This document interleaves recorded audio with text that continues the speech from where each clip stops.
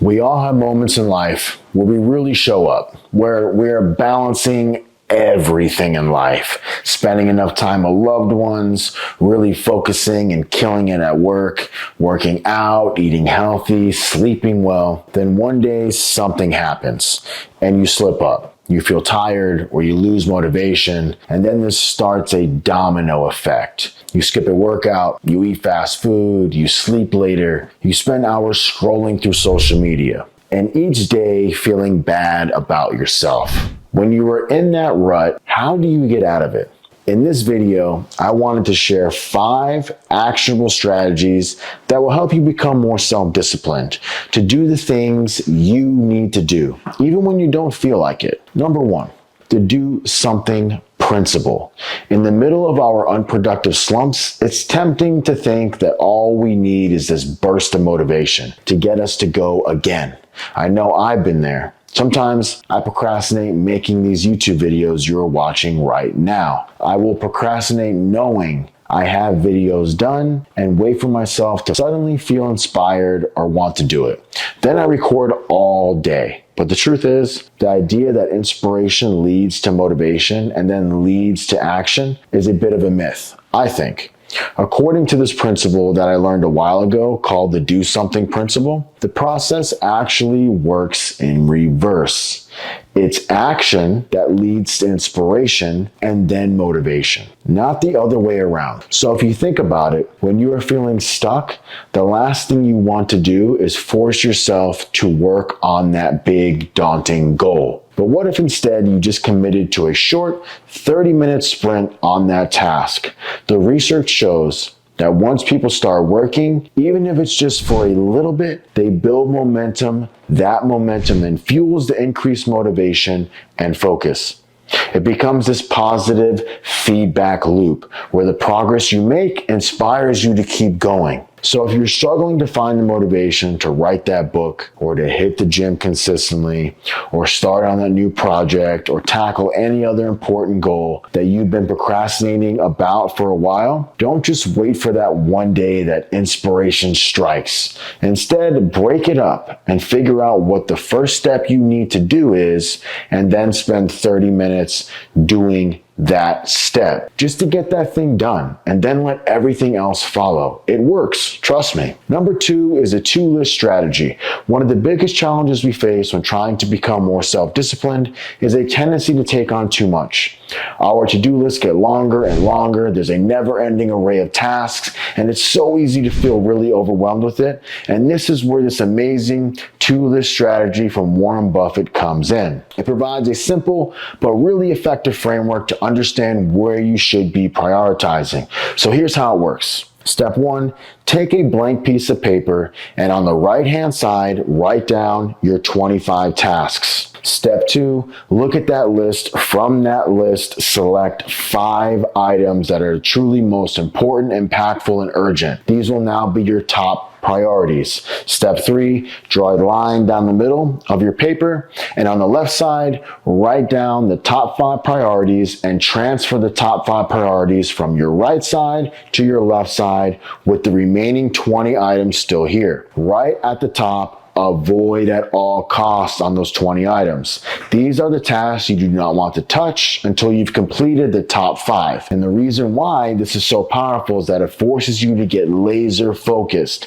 So you channel your energy, your time, your willpower into the most high leverage activities. And the second thing it does is that it serves as a clear boundary. That avoid at all costs is a protective barrier, shielding you from the constant temptation of lower priority tasks and distractions that you do not need to focus on. It's a lot easier to stay disciplined with 5 tasks than it is with 25. Number 3, the implementation intention. Think about how often you set yourself goals, like I'll exercise more, or I'll start eating healthier, and you are motivated at first, but somehow the days pass and you realize that you haven't actually made any real progress. The problem here is that vague goal leaves too much room for interpretation and for procrastination. And that's where the concept of implementation intentions comes in. It's from the book Atomic Habits, and it's a really simple strategy that can make a huge difference in your ability to follow through on what you said you're going to do. Research shows that people who use implementation intentions are significantly more likely to follow through on their goals. The idea is to get ultra specific about when, where, and how you are going to do something. So instead of just saying, I'll save more money, you can create an implementation intention, like when my paycheck comes in on the first week of every month, I'll automate my bank account to send 10% to my high interest savings account.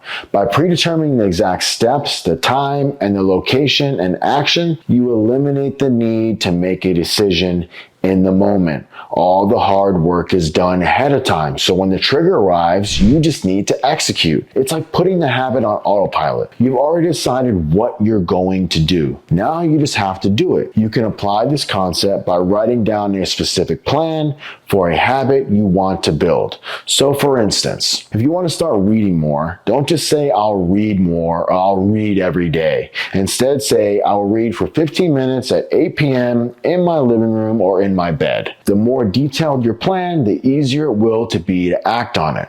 Number 4, use a timer. These days, you might feel really busy, and at the end of the day, you don't know what you got done. You ticked off a lot of different tasks, but you couldn't identify how you moved the needle for your goals that day. Research by Dr. David Mayer, who's a cognitive scientist, shows that switching between tasks leads to what he calls switching costs. Every time we switch from one task to another, our brain needs time to refocus again, and the switching leads to inefficiencies and a loss of momentum. So according to his research, switching between tasks can reduce productivity by 40% due to the time it actually takes on your mental transition. It's like when you're trying to create a presentation, but you keep getting distracted by email or research. By the end of the day, you feel like you've been so busy, but you haven't made any progress on either. The culprit is that mental switching overhead. So the solution I found most effective to regain focus and self-discipline is to use a timer. Set that timer,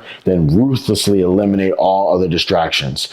During that period, close unnecessary tabs on your computer, silence your phone, and laser focus on that one task for that allocated time. This is such a simple strategy that can make a huge difference in your productivity and sense of progress. Number 5, go slow to go fast. A Chinese bamboo plant can barely be seen for the first 5 years. It builds its root systems underground. It slowly searches for a stable foundation first, and then suddenly in a span of 6 weeks, it explodes like 90 feet into the air. And I love this analogy because one of the biggest challenges we face when we're trying to build new habits is our desire for instant gratification that usually gets in the way of us sticking it out and being self-disciplined for the long run.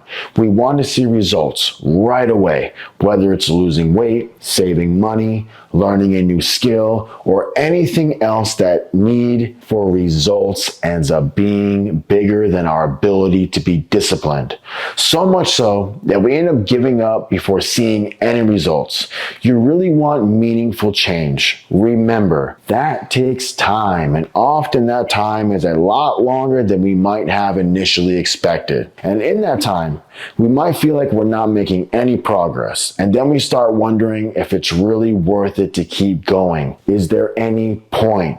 What we're not seeing is the invisible work happening beneath the surface, the strengthening of our willpower, the rewiring of our neutral pathway, the gradual buildup of momentum. So often so, many of us don't put in the hard work, or we give up way too quickly because it's so easy to overlook the progress that's happening beneath the surface. When it's all happening underground, when it's actually the foundation that you are building. But you got to be okay with the fact that you can plant the seed now and it's going to take years to grow. Sometimes you just got to go slow to go fast. So those are the 5 actionable strategies you can start today to be more self-disciplined. If you like this video, hit the thumbs up. You might also enjoy this video right here, and thanks for watching. Peace.